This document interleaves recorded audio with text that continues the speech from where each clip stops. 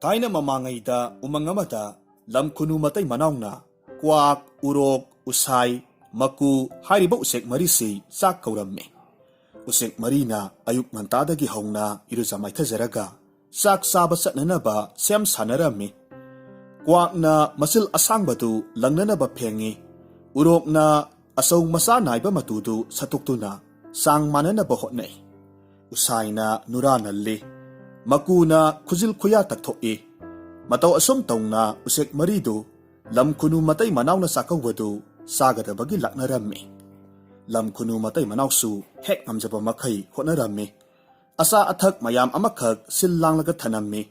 Sakluk thare sak insang mathang haple.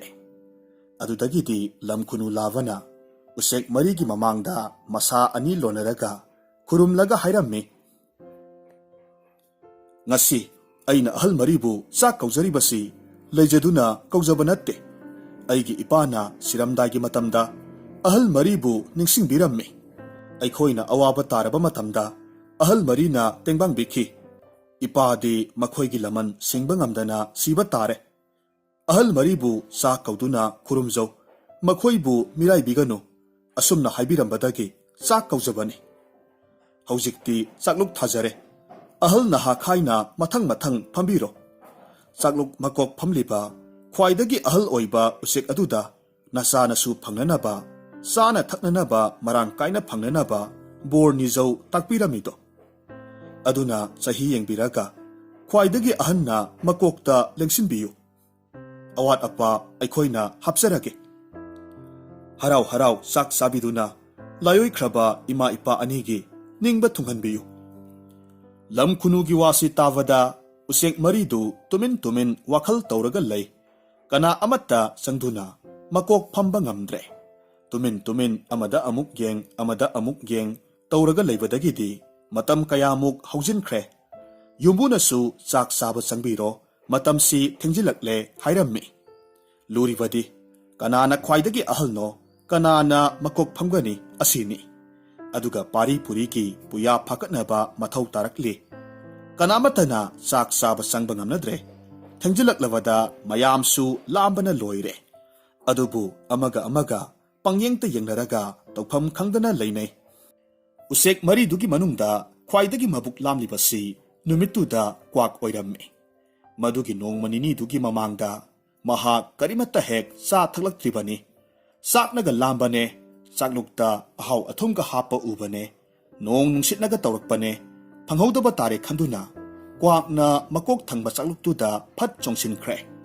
Madu ubada urokna sauman khraduna sat pasilaklaga matudu koknaba phoidatlammi. Kwakna masa ani aduna uroktuda amuk phurammi. Makhoi anisi hanba leitana phunare. Marak asida usayna parap sangsilaklaga kwakna phamge tawramba makok thangba sakluk aduda phamduna sage tawrakpadadi uiraga leiramba makudu phat chongsilaklammi. Usaygi mamaida masa anina set phurammi. Asumna usayga makugasu amuk phunare. Sak kauzariba lam kunu matay manawdi aikhoina sak kauzaraga ahal marina asumna phunabiba asidi onthokna nungaijade. Sinaba yawba taragadi wa thoknaba tare haiduna khamduknanaba honajarammi. Adubu usek maridudi hanba leitana phunarammi. Sakluk kadusu loinamak saikairammi. Usek marina phunaribadu khamba ngamlaktavadagi lam kunu laba aduna usek mayam taklure. Usek mayamdu mathang laklavada lam kununa khatnabagi wahawdu marik sumna mayamda tammi. Wari wakhong pumnamak khanglavada langzana kwak yenglaga hairammi. Hai kwak, nangna karigino khwaidagi ahal oibana phamgadaba sakluk makoktabu wahang pauhangdana kok hek phamluribadi. Nangbu kayam yamna ahal oirabage. Kwakna langza yenglaga khummi. Tabiyu akanba. Sahigi yengnaruragadi kwak aikhoisi yamna yame. Adungai maitai leibakta ihan hanba turel tengbagi haktaktagi laireklabani. Nongaubida turel tengba yawnabagi pau aina pirubani. Nongaubibu turel ising thakpa yahankhidaba adusu aigi paudagini. Kwaki wari taraba matungda langzana urokta hanglammi. Hai urok, Sahi asuk yamlaba kwakna saklok makok phambada nangna sauduna nasa apakpaduna phurui hairibasi karigino natte nangbu sahi kaya surabage urokna khommi tabiyu he akanba sahi gi hainarurabadi kwa khoika sidi yamna angangne turel tengbada yaukhiba laining thau adugi mabudaugi matamdagi aikhoidi lairaklavani aihakti laining thau nongda lairen pakhangba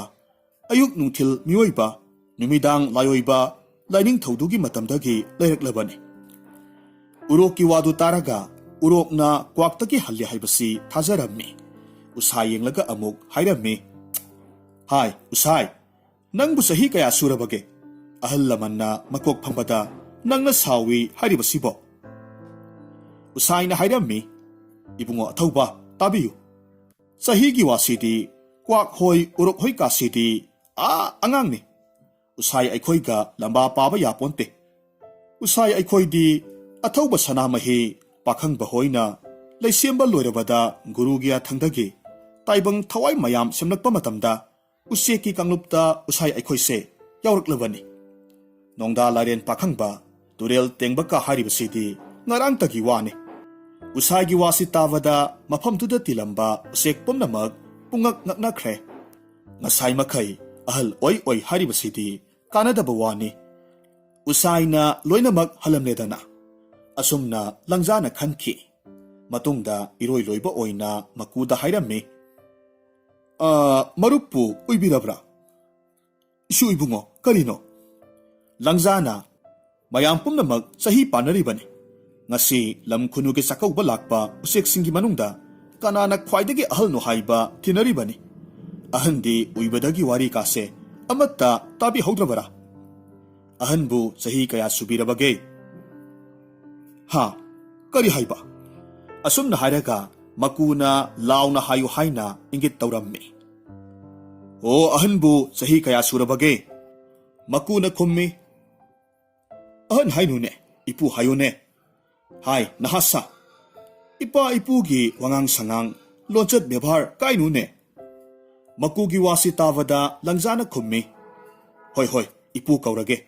ipugi sahibu kaya surabage usaina hairibadi mana khwaidagi ahalni sana mahi sembada yauraklabani hairiye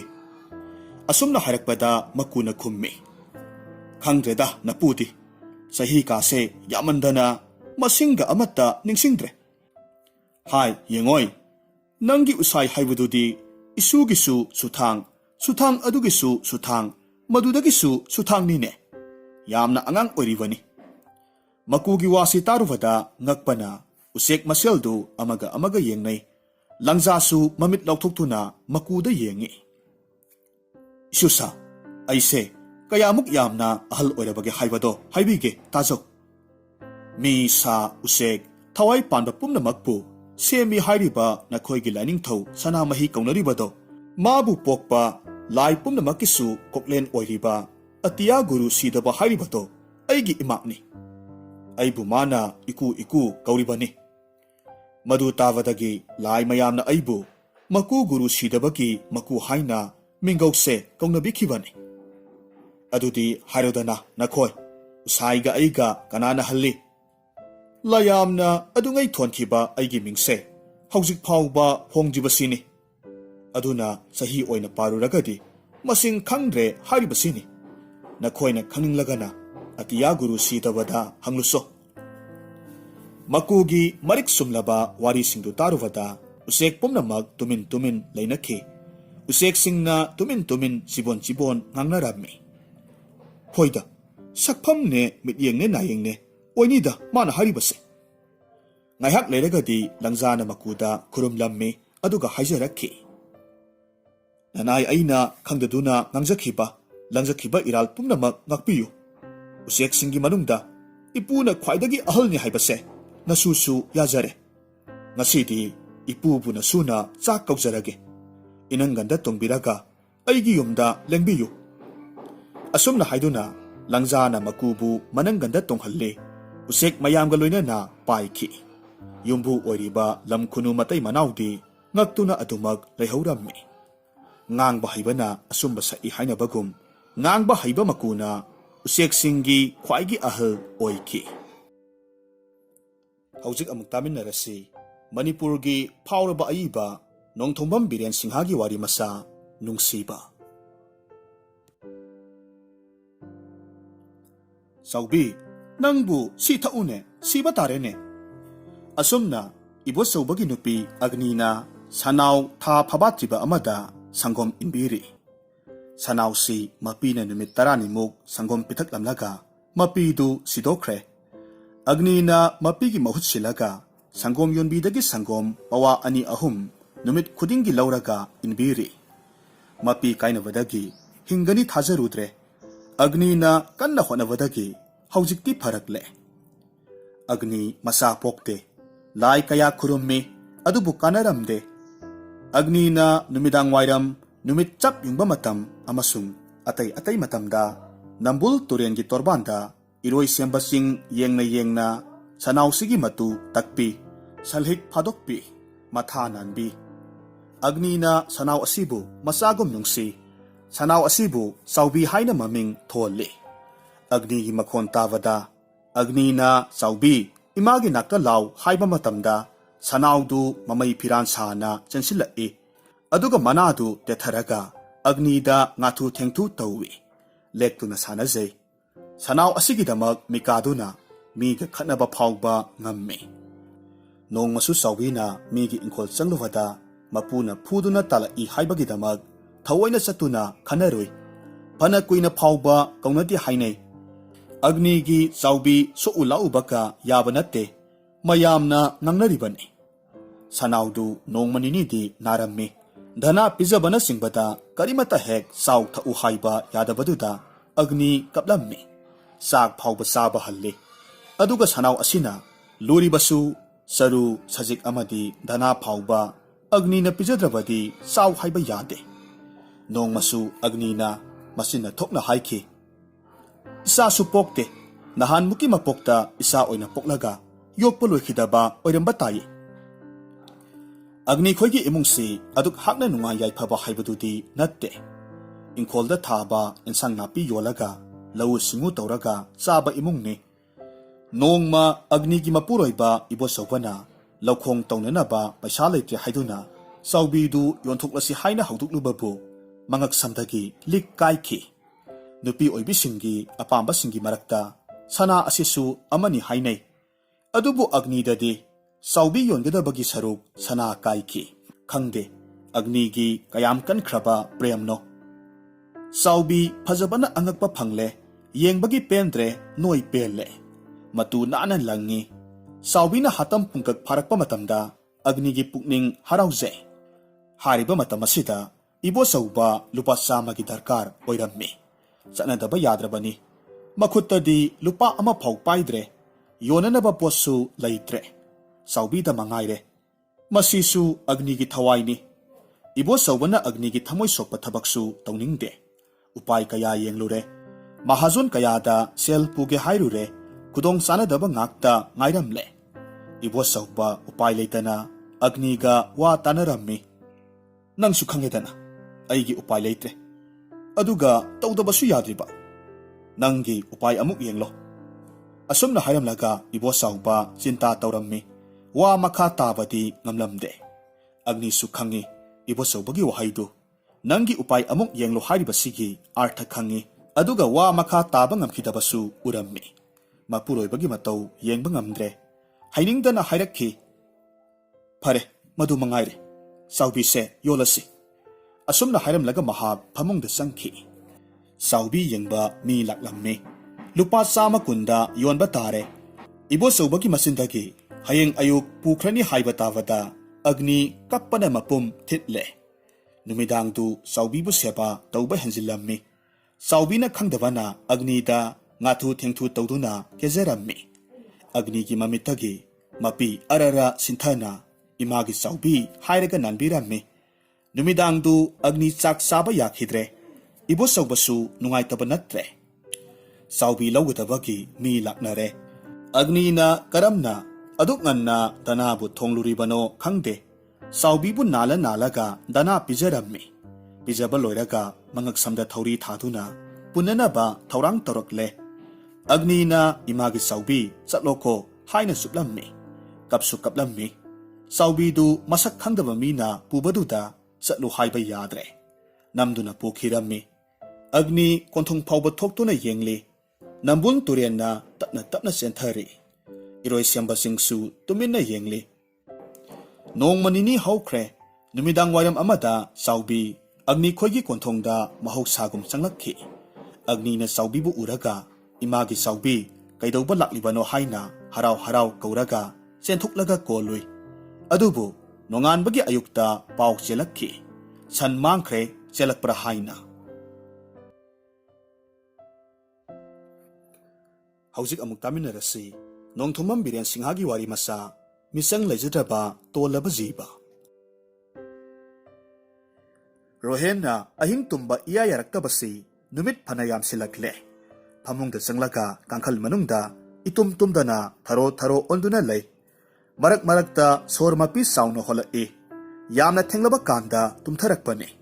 तुमथरिबने हाइदुना तौरिबदसु मंगोय हावोय ज्ञान इता ताते मित्ता जात जात पंगुदा उई कई कईनो जात जात मथोंग खंगदना पंगुदा उई मरी अमत लेनदे अयुक्नी नुमित की मंगालना मेंगना थोना तरंग तरंग थोरए महौसागी पोट पुंबा इनौ नौना उई थोंबम इना खुनबगे थोंगालदा मी यामना तिल्ले हाइनै पोकपदा ngairiba angang ama thongbam taibungo isai hanbagi thonganda thaname I adudi hinglibra sirabra sidadi kaino ne pokpaga hekta thanam laba jani as onthokna thamoi do kan khreda karamba mama mapa origadage hera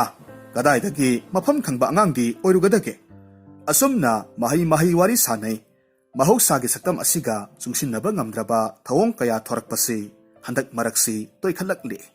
masiga loinana pokpada ngairiba angangbu phadi pharana yomsilaga handak marak toina hundorakli nahansu lamphelda phadi pharana yomsilaga I matumgi angang amakhak hundoklamni miyoibagi maphamda mi nungsidabagi karamba tamthiraba laiset ama laklabano khangde